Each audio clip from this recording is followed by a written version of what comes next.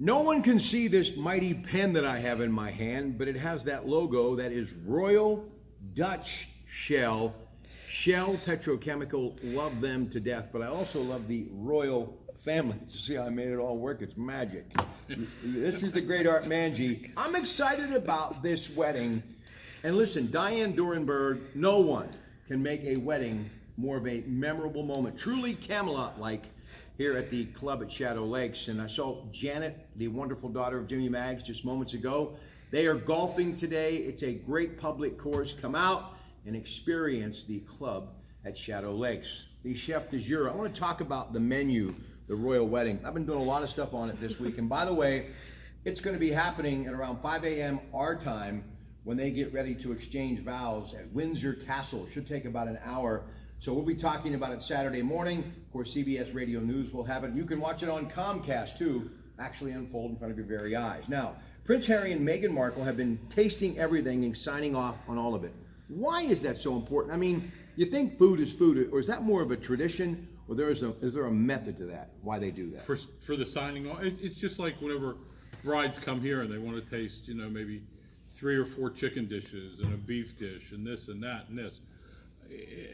They want to make sure everything's to their liking, and I mean that's the bottom line, that their guests are going to be happy. And no offense, when outside these guys, or the royalties, they have their chefs. People who have weddings are making sure that they're going to get what they want and tweak everything else. Michelle Fisher, who is now running those showers and birthday party events, she's brand new here at the Club at Shadow Lakes, but for many years worked with the great Girl Scouts, who I love. Maybe they should have some thin mint cookies with some tea at the royal wedding. I think that would be a nice little added treat. We're going to get to dessert in the next segment. It's the peanut butter ones with a glass of cold s'mores. Come on now. Absolutely love them.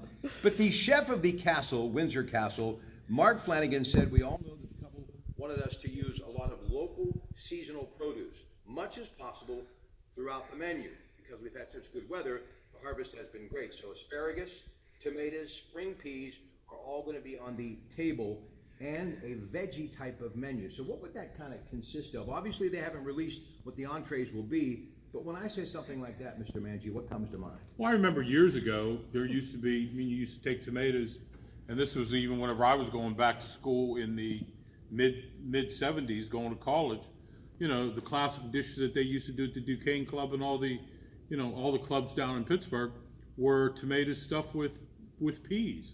Ooh, sounds good. Cheerio. That's pretty good. Now, with the asparagus, could have hollandaise on it, could be wrapped in prosciutto, but they didn't say that. But have to get that Italian digging. Well, what would happen if we just showed up and all of a sudden changed the menu and gave them a little pasta and some fried chicken and mac and cheese? You think they would still be as happy? I do. Every time I swear, you void it out. So. Don't swear. But listen, there would be a word I would say that would. I think I know what that word is. Yeah. Listen, please tell the folks about the incredible weddings. This is my thought process, and I've had a few weddings in my life. The bottom line is, I don't know of any place better in this region to have a wedding. It's picturesque. And of course, with him cooking and Diane organizing, and of course, show them the beautiful steps over there. That is where they come down, the beautiful brides, to begin their life as a very happily married bride with her wonderful groom, and this is where the magic happens. So when we come back, we're going to talk about some of the tricks of the trade on why it's all about preparing ahead of time so you can worry about presentation.